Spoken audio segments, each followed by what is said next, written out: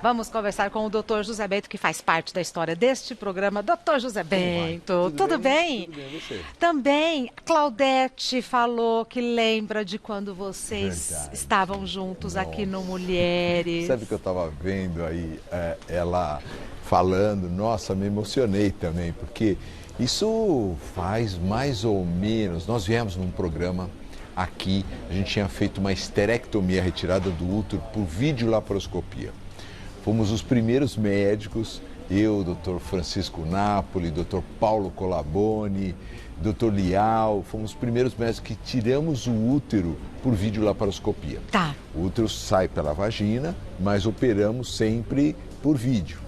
E foi fantástico, foi uma vitória para a gente, um feito.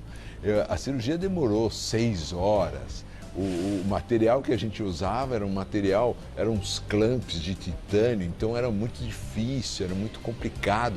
Hoje nós fazemos, pra você ter uma ideia, uma cirurgia dessa em, imagina, 30 minutos, 40 minutos no máximo, pelo material que a gente usa. Barateou, popularizou?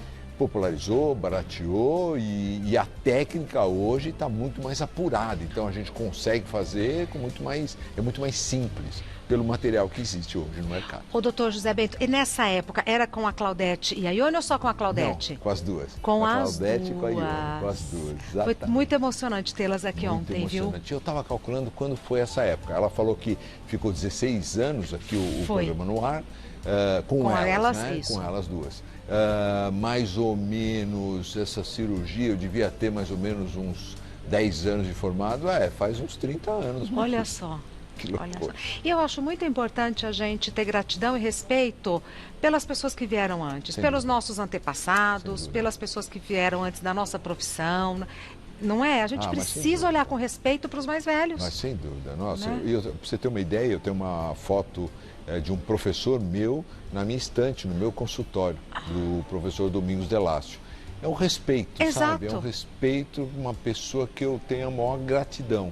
E muitas pessoas me perguntam, é seu pai? Eu falei, não, é o meu segundo pai, né? O meu pai do conhecimento, vamos dizer assim. Se eles, todos eles, né, na vida, inclusive, não tivessem feito o que fizeram, nós não estaríamos aqui, então... Exato, exatamente. Foi uma alegria. Foi mesmo, viu? Uma graça. Então, parabéns. Muito obrigado. Porque o Dr. José Bento faz parte da história desse programa. Parabéns para você muito pelo programa obrigada. de ontem. Foi muito 40 gostoso. Anos. Muito legal, muito bacana. A conversa hoje é sobre corrimento vaginal. Você vê que é a importância, né, num programa como esse, né, a gente falar sobre corrimento vaginal. Toda mulher vai ter ou já teve um tipo de corrimento vaginal. E esse corrimento é um corrimento normal, faz parte da vida da mulher ou é um corrimento patológico? Será que é o que a mulher pensa? Será que eu estou fazendo alguma coisa errada com a higiene? Será que eu não estou? Por isso a importância de nós discutirmos esse assunto. Faz parte da saúde da mulher. E um corrimento vaginal normal é um corrimento fluido, que não tem cheiro, não tem característica. Diferente, por exemplo, olha, infecção por fungos. É um tipo de, um tipo de corrimento que sai, parece uma nata. Dessa cor? Ou não, esbranquiçado? Já esbranquiçado, como se fosse nata mesmo. Parece aquele queijo cottage. Dá uma irritação muito grande na área genital e dá uma coceira muito grande. Então, infecção por fungo é difícil de a gente errar o diagnóstico, mas a mulher precisa ir ao ginecologista. Nós vamos ensinar aqui quais são os maiores, os corrimentos mais frequentes, quais são os responsáveis por esses corrimentos, mas a gente nunca deve tentar fazer o diagnóstico em casa. Perfeito. Deve procurar um médico especialista, um ginecologista, para fazer esse diagnóstico. Então, por fungo, é esse esbranquiçado com vermelhidão e com coceira. Aí nós temos o corrimento esverdeado. Esse esverdeado, amarelo esverdeado, que causa muita irritação, que causa muita ardência externamente, é causado pelo tricomonas. Tricomonas é um protozoário e que é transmitido sexualmente, então sempre precisa ser tratado parceiro. Aí nós temos o corrimento, vamos colocar amarelo, esbranquiçado, cinzento.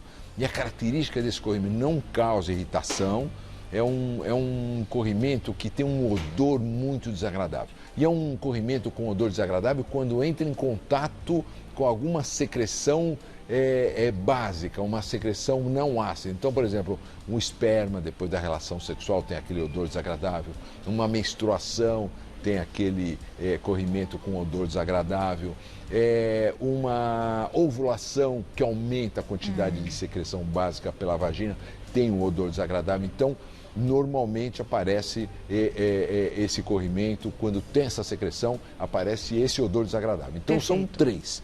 Tricomonas, aquele amarelo esverdeado, com ardor, com vermelhidão local e que tem que ser tratado sempre o parceiro. Existe o com fungo esbranquiçado e existe o acinzentado, então, que é aquele que a gente fala que é a vaginose bacteriana causada pela Gardnerella. Não tem nada a ver com transmissão sexual, assim como o fungo também não. Tá. Às vezes a gente tem que tratar o parceiro, mas nem sempre. Tá, e tem o corrimento normal que faz parte. E o corrimento normal, como é que vem? O corrimento normal é aquele corrimento esbranquiçado, é um corrimento fluido, é um corrimento que não traz nenhuma característica. Que tipo de característica? Não arde, não coça, não tem um odor desagradável.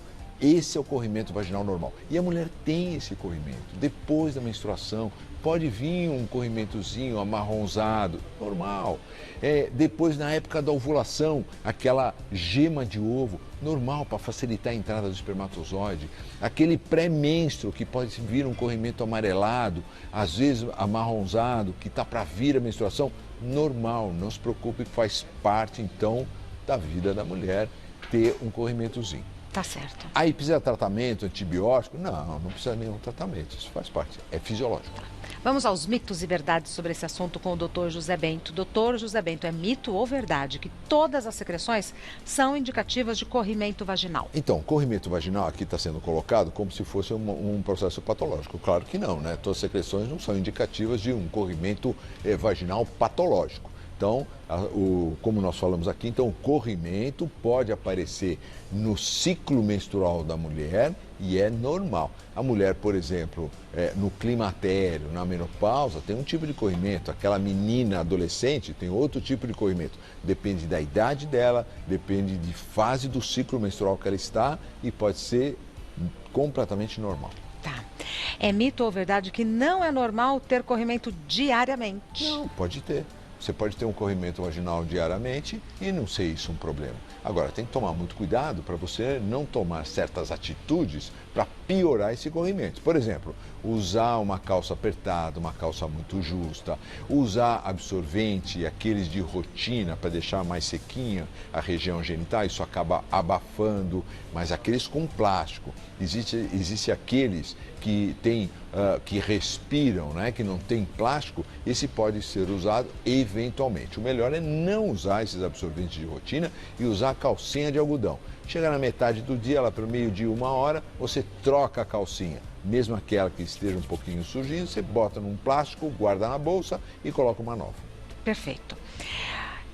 Usar lenço umedecido para se limpar é melhor do que papel higiênico? De maneira nenhuma. Quer dizer, não tem relação. O lenço umedecido pode ser usado, às vezes, em algumas horas. Se você vai num show, você vai num teatro, você vai no cinema, você então leva um lencinho umedecido, caso não tenha papel higiênico, caso não tenha um banheiro que você confie, que seja limpo, nesses locais. Uma coisa importante é quando você for usar o papel higiênico, não raspar a região genital. Não fique com raiva da sua região genital. Você não pode fazer isso, porque isso acaba machucando e você acaba deixando restos de papel higiênico na região. Então, só pegue, dobre o papel higiênico e encoste na região. Só encosta assim, delicadamente. Não raspe nem para cima e nem para baixo, porque senão você acaba levando bactéria até para a vagina. Perfeito.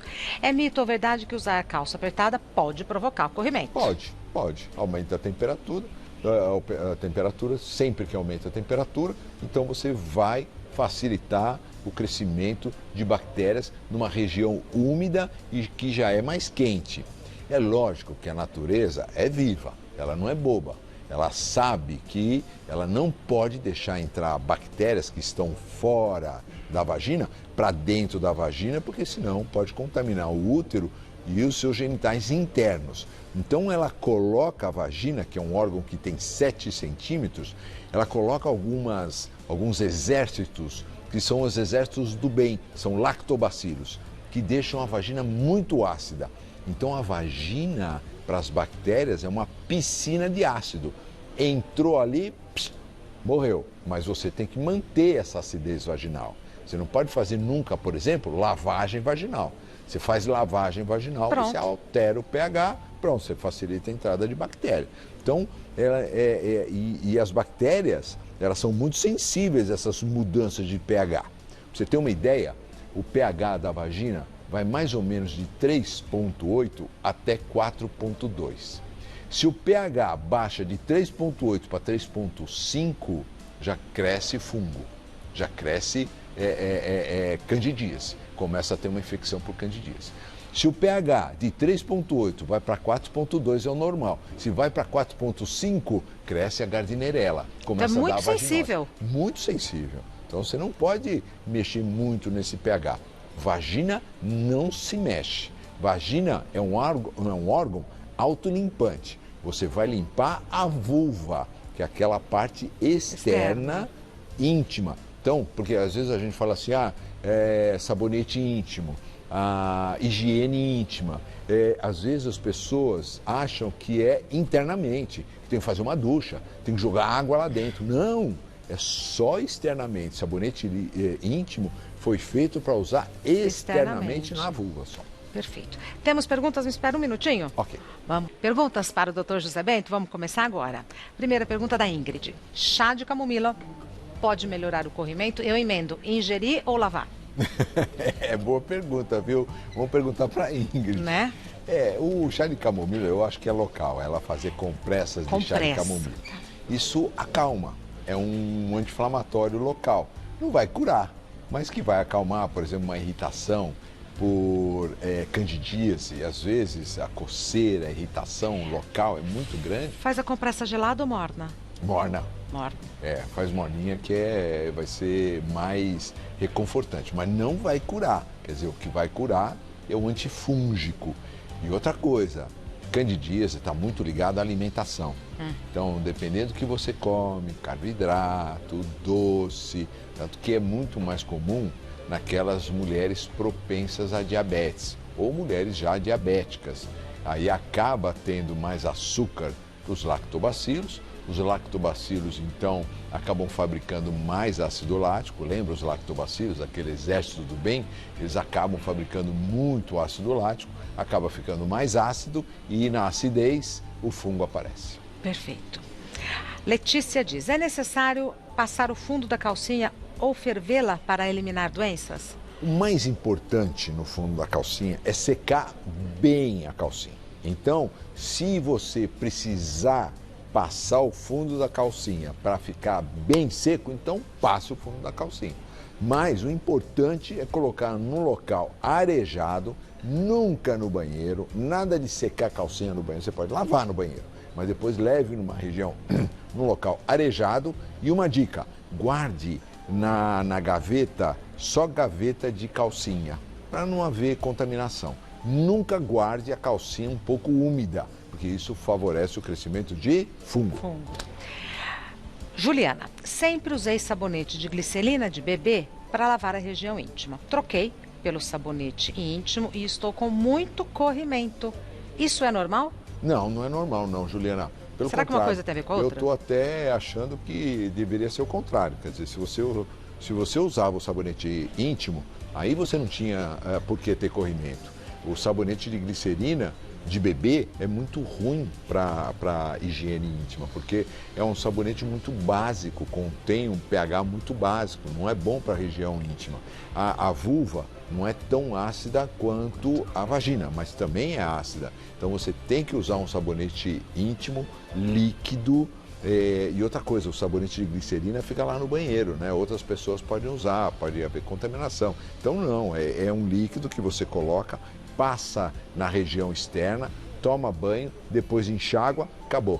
É essa higiene íntima que deve ser feita. Agora, se você está com muito corrimento e tiver alguma característica, vamos consultar um ginecologista. Características quais? Se começar a coçar demais, pode ser tricomonas, pode ser o fungo. Se está vermelho, pode ser o fungo. E se for acinzentado, com odor desagradável, você já sabe o que é, vaginose. Então, já dá essa pista para o seu ginecologista. Perfeito.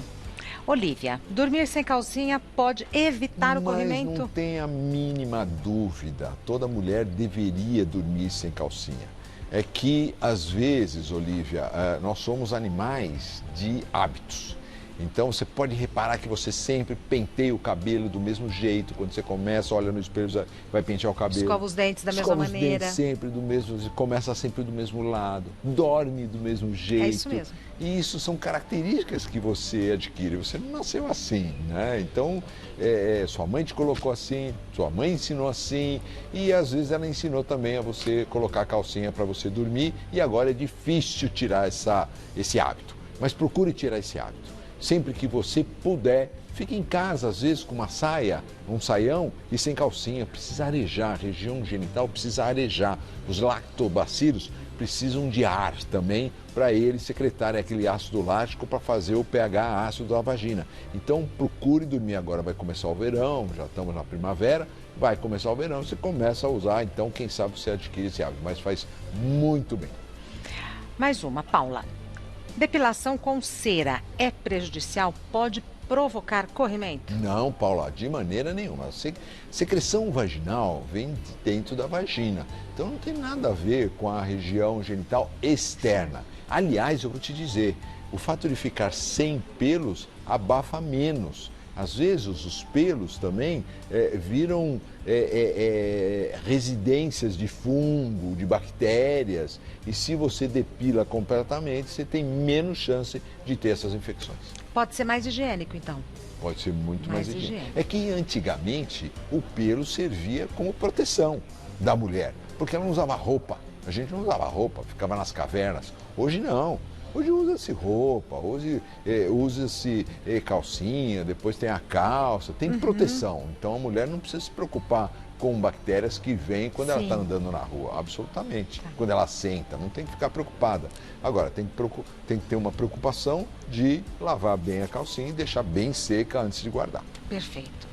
O Dr. José Bento é médico, ginecologista, parte da história deste programa.